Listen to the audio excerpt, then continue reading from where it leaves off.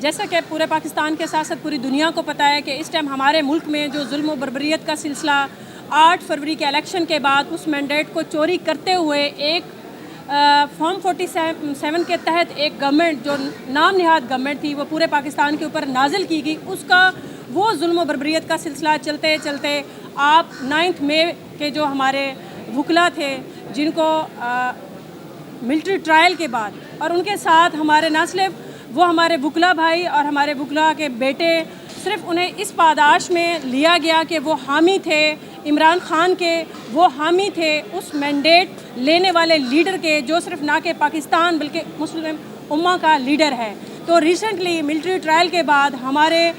P T I کے لوگوں کے ساتھ عام سویلینز کو بھی ان کا ملٹری ٹرائل کرنے کے بعد ان کو سزائیں سنائی گئی ہے۔ آج آئی ایل ایف لاہور اور ہمارے صدر آئی ایل ایف پنجاب ہم نے یہ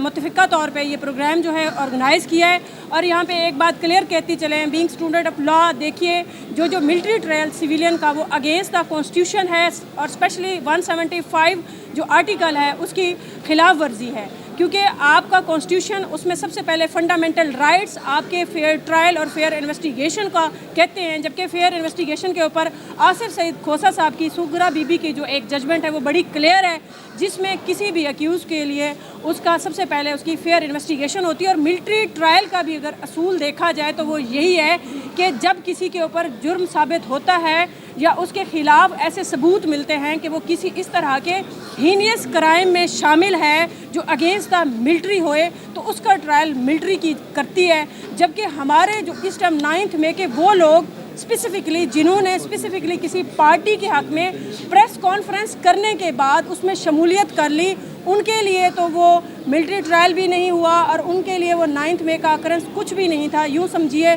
یا یوں کہیے کہ وہ دودھ کے دھلے تھے۔ تو میں یہاں پہ یہ بات کلیئر کرتی چلوں کہ ایک ریاست میں 2 قانون نہیں ہو سکتے، کیونکہ ہمارا کانسٹیٹیوشن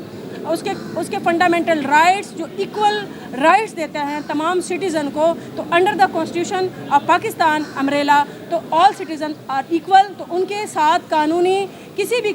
چارہ جوئی کرتے ہوئے ان کو ایکولی ٹریٹ کیا جائے گا۔ ہم وکلا انصاف لائر فورم لاہور کی طرف سے اور پنجاب کی طرف سے یہ بیسکلی جو گورنمنٹ کی طرف سے پاکستان میں جو ایک فارم 47 کے بعد ایک گورنمنٹ نازل کی گئی ہے جو کہ سٹل اپنی بوکھلاہٹ سے باہر نہیں نکلی ہے، کیونکہ ملٹری ٹرائل کے لیے گورنمنٹ کی پرمیشن کے بعد ہی ملٹری ٹرائل کیا جاتا ہے، اور یہاں پہ ہمارے 85 لوگوں کو ملٹری ٹرائل کے بعد سزائیں سنائی گئی ہیں، اس میں سٹل ان جو آرڈر ہیں ان کے اوپر سائن نہیں کیے گئے اور ہمیں آرڈر شیٹ نہیں دی گئی ہے، اور اگر ہم نے اپنے وکلا کے لیے پروسیڈ کرنا ہے تو ہمیں وہ آرڈر جب تک اٹیسٹڈ کاپیز نہیں ملیں گی، کمپیریٹیولی جو ہماری عام کورٹس میں جب بھی کوئی پنشمنٹ ہوتی ہے، سزائیں ملتی ہیں مجرموں کو، تو وہاں پہ آپ کو آرڈر شیٹ مل جاتی ہے اٹیسٹڈ، جس کے بعد ہمیں نیکسٹ پلیٹ فارم پہ اپلائی کرتے ہیں۔ سب سے بڑی بار یہ ہرڈل ہمیں یہ پیش ہو رہی ہے کہ ہمیں اٹیسٹڈ کاپی یا ایون آرڈر کا کوئی ایسا ایک سمپل پیج بھی نہیں مل رہا کہ ہم جس کی روشنی میں اپنے ان تمام جو ہمارے نہ کردہ گناہ کی سزا میں ملٹری ٹرائل بھگت چکے لوگ، اب ان کو سزائیں ملی ہیں، ان کو ہم کہیں ہائر فورم پہ ان کے لیے پرسو کریں۔ سیکنڈلی یہاں پہ ایک اور بات یہ بھی کہی جا رہی ہے کہ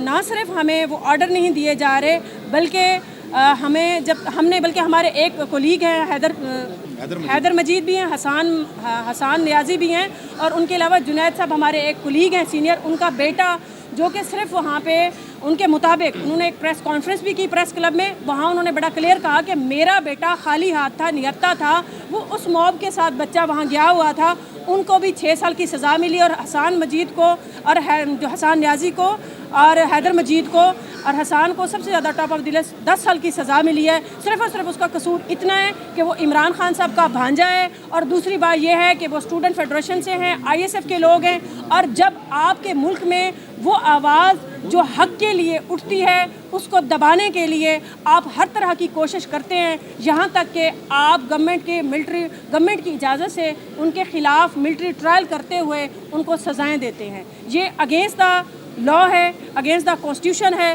ہم اس کے لیے سراپا احتجاج ہیں اور اس کو انتہائی شدید الفاظ میں اس کی مذمت کرتے ہیں۔